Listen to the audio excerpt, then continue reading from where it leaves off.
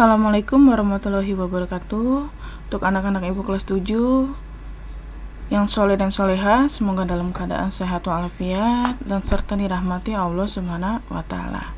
Hari ini Bu Tari akan memberikan mata pelajaran PPKN, yaitu di bab 1 ya, yang bertema proses perumusan dan penetapan Pancasila sebagai dasar negara. Mari kita bahas secara singkat, padat dan jelas ya. Pertama, awal sejarahnya dari perumusan dan penetapan Pancasila.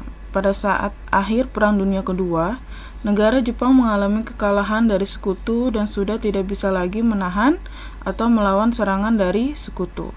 Oleh karena itu, negara Jepang menjanjikan kepada Indonesia kemerdekaannya, namun harus bersedia membantu negara Jepang dalam melawan sekutu.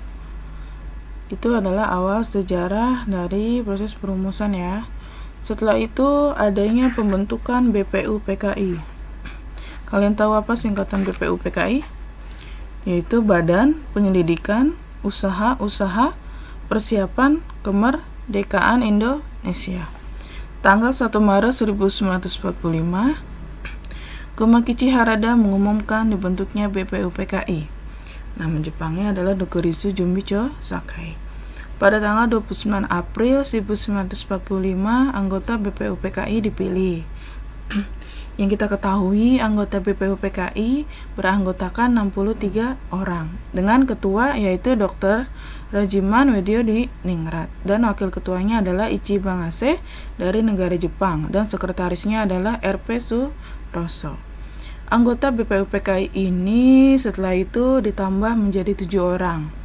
Anggota BPUPKI resmi diumumkan pada tanggal 28 Mei 1945 dan upacaranya dilaksanakan di Gedung Chosang-in atau Kemerdekaan di Pejambon, Jakarta. Next, selanjutnya adalah sidang pertama BPUPKI.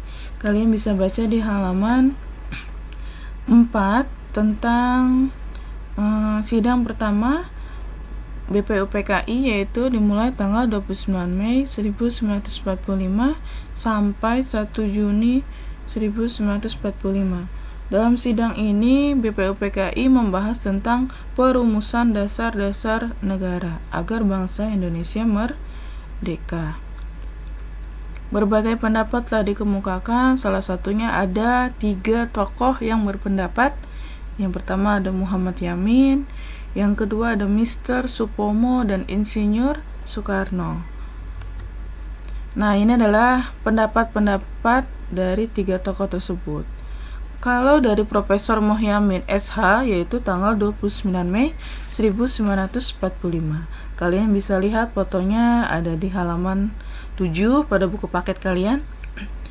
Secara lisan, pendapat-pendapat Muhammad Yamin itu ada 5, yaitu ada peri kebangsaan, peri kemanusiaan, ketuhanan, kerakyatan, dan kesejahteraan rakyat. Namun secara tulisan tetap mengandung yaitu 1. Ketuhanan Maha Esa, 2. Kebangsaan Persatuan Indonesia, 3. Rasa kemanusiaan yang adil dan beradab, 4. Kerakyatan yang dipimpin oleh hikmat kebijaksanaan permusyawaratan perwakilan, dan 5. Keadilan sosial bagi seluruh rakyat Indonesia.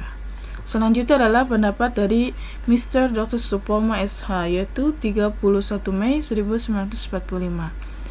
Di sini kalian bisa lihat di buku paket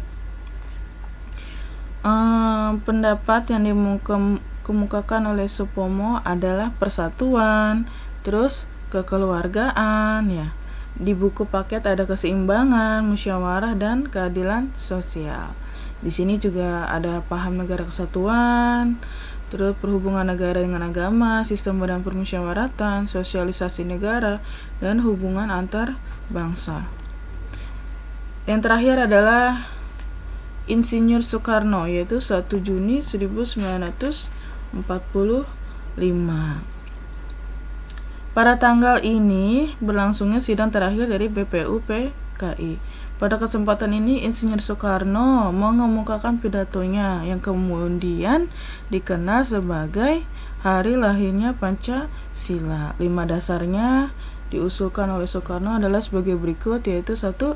Kebangsaan Indonesia, 2. Internasionalisme dan peri kemanusiaan, yang ketiga mufakat atau demokrasi, yang keempat ada kesejahteraan sosial, yang kelima adalah keutuhan yang berkebudayaan. Kalian jangan lupa ya, sebagai hari lahir Pancasila yaitu 1 Juni 1945.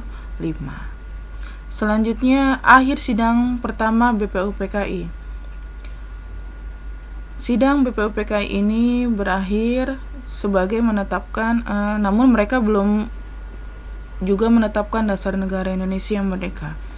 BPUPKI ini dibentuk oleh Panitia 9 yang beranggotakan ada Insinyur Soekarno, Abdul Qohar Mujakir, Dr. Andes Muhammad Hatta, Kiai Haji Abdul Wahid Hashim, ada Muhyamin, ada Haji Agus Salim, ada Abi Kusno Cokro Suryo, ada Ahmad Ramis.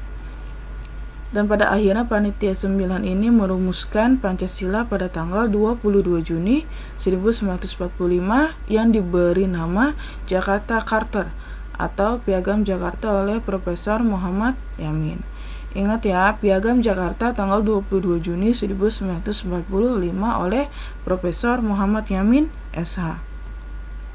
Selanjutnya sidang kedua BPUPKI yaitu pada tanggal 10 sampai 17 Juli 1945. Sidang ini yang pertama membahas tentang dasar-dasar negara, sidang keduanya membahas tentang rancangan undang-undang. Diketuai oleh Insinyur Soekarno dan hasilnya disempurnakan, serta Insinyur Soekarno menyampaikan hasil rancangan undang-undangnya di sidang BPUPKI pada tanggal 14 Juli 1945 yang berisikan tentang 3 hal pokok, yaitu ada pernyataan Indonesia Merdeka, ada pembukaan UUD, dan ada UUD atau batang tubuh. Pada tanggal 15 sampai 16 Juni 1945 diadakan sidang kembali, yaitu dengan menyusun Undang-Undang Dasar. Dan kemudian tanggal 17 Juli 1945 dilaporkanlah hasil kerja dari penyusunan UUD tersebut. Dan laporan tersebut diterima di sidang pleno BPUPKI. Jadi sidang keduanya itu tanggal 10 sampai 17 Juli 1945. Sidang kedua BPUPKI ini membahas apa? Yaitu membahas tentang rancangan undang-undang. Sidang pertamanya itu membahas tentang dasar-dasar negara. Selanjutnya dibentuklah PPKI. PPKI nama Jepangnya adalah Dokurisu Jumbi Inkai pada tanggal 7 Agustus 1945. Beranggotakan 21 orang, lalu ditambah lagi 6 anggota baru diketuainya oleh Insinyur Soekarno. Tugasnya apa nih PPKI? Yaitu untuk mempersiapkan kemerdekaan yang telah dijanjikan Jepang pada tanggal 24 Agustus 1945.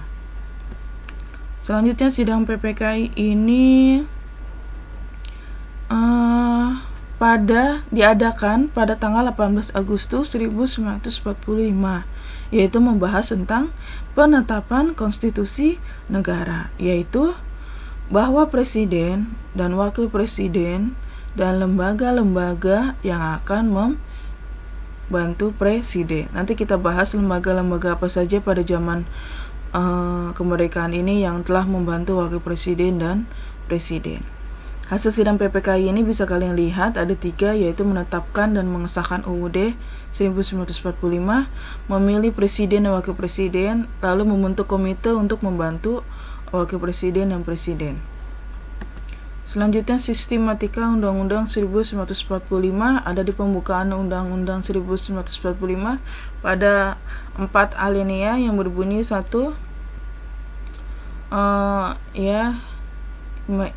sistematika Undang-Undang 1945 ini ada 4 ya, kurang lebih, yaitu pertama adanya pembukaan Undang-Undang 1945 pada alinea yang keempat yang berbunyi Pancasila, ketuhanan yang Maha Esa, kemanusiaan, persatuan, kerakyatan, serta keadilan sosial.